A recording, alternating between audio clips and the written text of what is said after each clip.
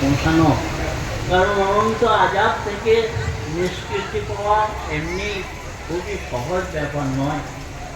হয়তো আমরা সবাই সেই রকমেরই দর্শনকারী নই। আল্লাহ পাক যে জান্নাত এবং জাহান্নাম আমাদের সামনে খাড়া করে রেখেছেন, পাক কোরআন মজিদেও ওই কথায় আমাদের বলা হয়েছে, আমরা সেগুলো হয়তো সবাই অনুধাবন করতে পারি না। কোরআনের মসজিদের মধ্যে বললে লাতারা উন্নাল জাহিম সুম্মা লাতারা উন্না আইনাল ইয়াকিন, অতএব তোমরা দেখতে পাবে সেই জাহিম দজককে অচককে। এটা মরার পর নয়, মরার আগে, জীবিত অবস্থাতে। মরার পর আবার কী হবে? মরার আগেই হবে। তাই বলছে সুম্মা লাতারা উন্নাল জাহিম, আর তোমরা সেই জাহিম দজককেই তোমরা তোমাদের স্পষ্ট দিব্য নয়নে তোমরা দেখতে পাবে। তাহলে বুঝতে পারলাম যে দজক জান্নাত সমস্ত আমাদের যারা এই জ্ঞান রাখেন, যারা জান্নাত জাহান্নাম সম্বন্ধে বুঝেন, তারা এই জগতেই তারা দেখতে পান। এই জগতেই আল্লাহ পাক তাদেরকে দেখানোর জন্য রাস্তা দিয়েছেন।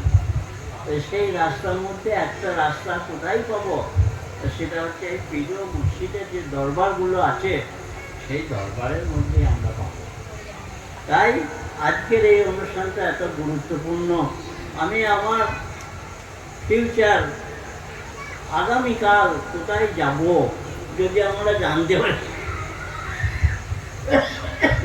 কোথায় যাব যদি আমরা জানতে পারি, তাহলে আমরা তো অনেক কিছু জেনে নিলাম। আমার পরিণাম ফল কী হবে যদি জেনে যেতে পারি, সেটা তো বিরাট ব্যাপার। আমরা নিশ্চিত হয়ে যাব যে সেই জায়গা আজকে আমরা দখল করেছি, জান্নাতকে আমরা নিজে তৈরি করে নিয়ে গিয়েছি। অতএব আমার কোনো রকমেরই ভুল হবে না, অন্য জায়গায় আল্লাহ আমাকে ফেলবেন না। আর যদি সেই রকমের যদি মুর্শিদের কাছ থেকে সেই ধরনের আমরা সবক না নিয়ে চলি, বা যারা মুর্শিদ ধরেন না, তারা কিন্তু নিরাশা হয়ে যাবেন সেদিনে। কারণ তাদের আর রক্ষা করার মতো আর কয়েক থাকবে না, আর কোনো রকমেরই তাদের জীবনকে গঠন করার মতো আর কেউ তাদের পাশে দাঁড়াবে না। তাই সেই জন্য আমাদেরকে এই পথটা আল্লাহ পাক খুবই সব থেকে শ্রেষ্ঠ পথ করে দিয়েছেন, যে আমরা অল্প মেহনতে, অল্প চেষ্টাতে, অল্প মানে খরচ করে একটা আমাদের পরিণামকে, আমাদের জীবনকে কোনখানে আমরা যাব, আমাদের কোনটা ভালো জগৎ আমরা বেছে নিয়ে আমরা সেখানে যেতে পারবো। এইটাই হচ্ছে এই অনুষ্ঠানগুলো, মুর্শিদের দরবারগুলো আমাদেরকে এই শিক্ষা দেয়।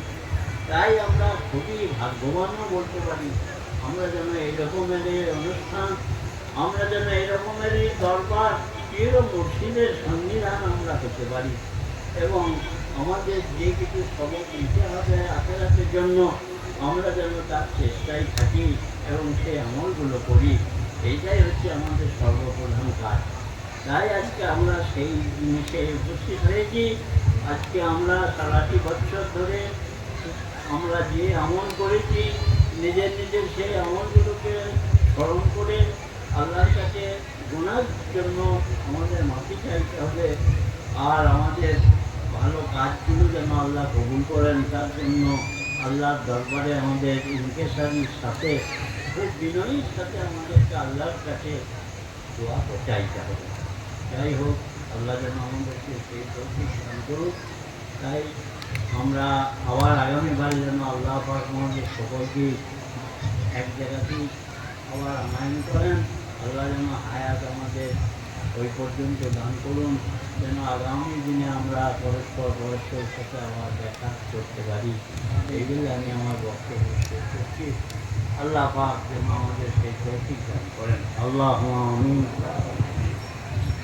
قل اللهم مالك الملك تؤتي الملك من تشاء وتنزع الملك ممن تشاء وتعز من تشاء وتذل من تشاء بيدك الخير انك على كل شيء قدير تولج الليل في النهار تولج النهار في الليل تخرج الحي من الميت وتخرج الميت من الحي وترزق من تشاء بغير حساب. सल्लल्लाहु अलैहि वसल्लम मुहम्मद व अला आलिहि व सहाबिहि अज़वाजि ज़ुर्रिय्यति अहल बैति अजमईन बिरहमतिका या अरहमर राहिमीन। बात ला इलाहा इल्लल्लाहु ला इलाहा इल्लल्लाहु ला इलाहा इल्लल्लाहु मुहम्मदुर रसूलुल्लाह सल्लल्लाहु अलैहि वसल्लम। আসসালামু আলাইকুম রাহমাতুল্লাহ। এখন আমরা একটু আল্লাহ পাকের দরবারে নবী করিম সাল্লাল্লাহু আলাইহি সাল্লামের জন্য আমরা কিয়াম পাঠ করব। তাই আপনারাও এর সাথে আপনারা সঙ্গ দেন।